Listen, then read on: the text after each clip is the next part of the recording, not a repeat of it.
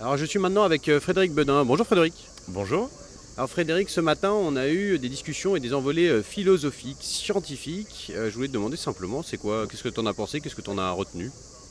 J'en ai retenu toutes les bonnes raisons de passer de ce que la philosophe Elsa a appelé de passer de la société du spectacle à la société de l'événement, donc de guide de bord à nous, ce qui est très bien. Et ce qui est intéressant, c'est à la fois Elsa et Jacques parlaient du rapport de l'individu avec l'événement. C'est-à-dire que l'individu est au milieu d'un groupe de gens et nous chez Hopscotch on a l'habitude de dire que en fait on est au milieu d'un nuage de relations et on s'en rend pas compte, un peu comme le poisson est dans l'eau et il s'en rend compte que si on enlève l'eau et nous on est au milieu d'un nuage de relations et on s'en rend compte que si on enlève les relations et quand on est dans un événement on a tendance à redonner corps à notre réseau relationnel à chacun et à se donner un sentiment d'appartenance et effectivement avoir la reconnaissance dont on a beaucoup parlé aussi, d'être invité dans cet événement et de pouvoir interagir, de pouvoir le co-construire. Et la dernière chose que ça me donne envie de dire, c'est que au-delà de ce qui a été réfléchi sur l'individu ce matin, c'est que l'événement est la cristallisation d'une communauté. Or, on existe aussi par notre nuage de relations, mais par l'appartenance à des communautés et le fait qu'on revendique d'appartenir à ces communautés et que ces communautés revendiquent que vous leur appartenez. Et la notion de co-construction d'un événement, c'est la matérialisation de la communauté, c'est ce qui fait que le plaisir de vivre ensemble, à la fois dans la vie de tous les jours et dans les affaires.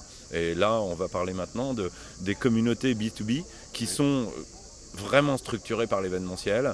Et ça a été théorisé par Bill Gates dans son livre paru en 99 qui s'appelle « Travailler à la vitesse de la pensée ». Et là, c'est assez sympa d'avoir Microsoft pour en parler avec nous, puisque évidemment, il montre comment c'est toujours le cas chez Microsoft. Bon bah tu es déjà en train de prendre de l'avance sur ma question d'après, puisque effectivement vous allez continuer cette discussion de ce matin chez Microsoft. Est-ce que tu peux nous donner 2-3 tips de ce qu'on va avoir tout à l'heure sur scène? Ben là, on va parler du très grand événement qui s'appelle aujourd'hui Microsoft Experience, qui s'appelait avant les Tech Days, et que nous avons co-conçu avec Microsoft il y a maintenant 12 ou 13 ans, je ne sais même plus, justement pour rassembler toutes ces communautés, au départ de techniciens qui utilisaient les technos Microsoft, et aujourd'hui, très au-delà, les utilisateurs et les gens qui vivent et qui travaillent mieux grâce à ces technologies.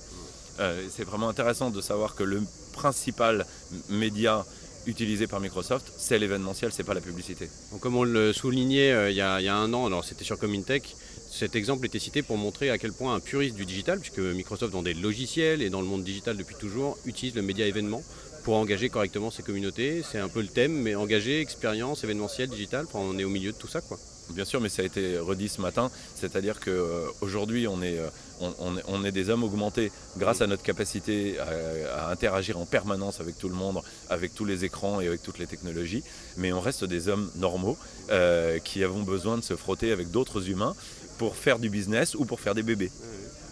Ok, j'arrête là la digression parce que je ne sais pas où on va arriver. Merci beaucoup Frédéric et bon congrès See You There. I am here. Merci.